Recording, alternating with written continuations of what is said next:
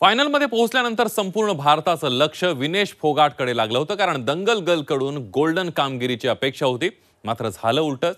विनेश फोगाट ऑलिम्पिकमध्ये अपात्र ठरली. फक्त 100 ग्रॅम वजन वाढल्यानं विनेशचं पदक हुकलं. एका रात्रीमध्ये विनेशचं वजन कसं काय वाढलं असा सवाल विचारला जातोय. विनेश बाबत षडयंत्र असल्याचा आरोप आता करण्यात येतोय. बघूया त्याबद्दलचा एक रिपोर्ट. विनेश फोगाटकडे साऱ्या भारताचं लक्ष होतं. पॅरिस ऑलिम्पिकमध्ये ती कुस्तीच्या अंतिम फेरीत पोहोचली. मात्र वजनाच्या नियमात न बसल्यानं विनेश अंतिम फेरीसाठी अपात्र ठरली आणि सुवर्ण पदक मिळवण्याचं स्वप्न भंगलं. फक्त 100 ग्रॅम वजन वाढल्यानं विनेशचं पदक हुकलं.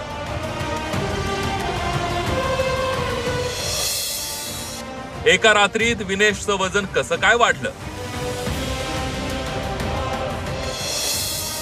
विनेश फोगाट विरोधात षडयंत्र.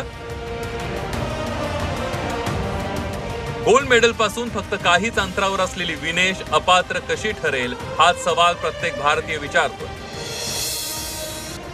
विनेश फोगाटनं सेमीफायनल जिंकल्यानंतर आराम केला नाही. 6 ऑगस्टच्या रात्री म्हणजे सेमीफायनल नंतर तिचं वजन 2.2 किलो जास्त होईल. रात्रभर जागून अतिरिक्त वजन कमी करण्याचा खूप प्रयत्न केला. वजन कमी करण्यासाठी सायकलिंग केली, स्किपिंग आणि जॉगिंग सुद्धा केली. विनेश फोगाटने अखेर आपले केस आणि नखही कापली. Sometimes short, it may not necessarily work. So what are her options?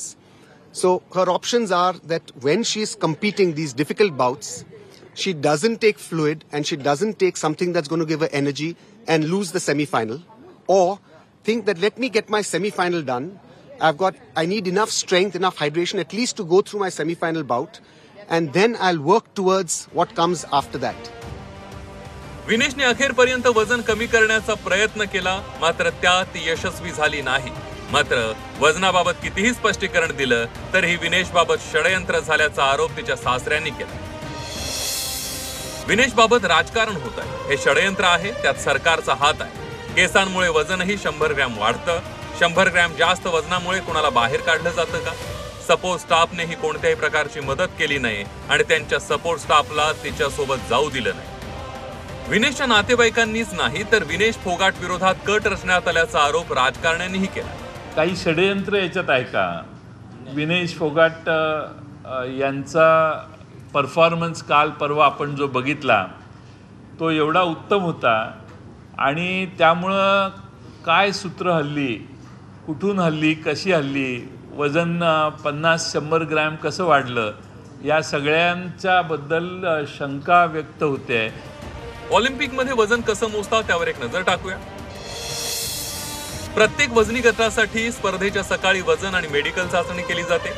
कुस्तीच्या युनिफॉर्मसह म्हणजेच सिंगलेटसह वजन मोजलं जातं. सिंगलेटचं वजन व्यक्तीच्या वजनातून वगळलं जात नाही.